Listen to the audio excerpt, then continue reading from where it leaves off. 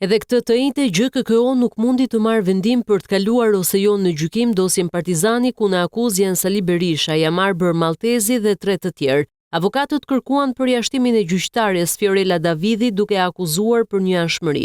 Përgjigjen për këtë do ta marrin në 5 maj. Të gjithë subjektet e kësaj çështjeje morëm një vendim për të kërkuar përjashtimin e gjyqtares Fiorella Davidi për një anshmëri të theksuar në vendimarrjen e saj. Seanca tjetër u la për datën 5 maj në orën 11:30. Në këtë seancë do të njoftohet nëse do të jetë Davidi që do vjojë shqyrtimin apo do të ketë një tjetër trup.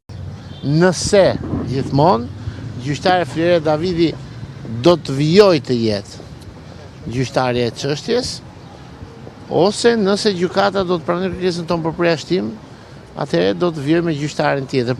Gjykata sipas Genc Gjokutajt nuk ka pranuar ndarjen e çështjes, ndërsa shtoi se vendimarrja mund të merret qoftë edhe para zgjedhjeve të 11 majit. Kjo e zgjedhjeve nuk është eklipsi i diellit. Dakor?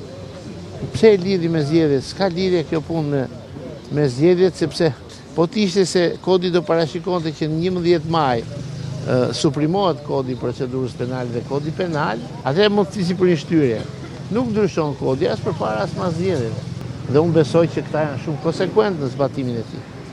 Prej muajit tetor 2023, prokuroria ka ngritur akuzë për korrupsion në privatizimin e kompleksit Partizani.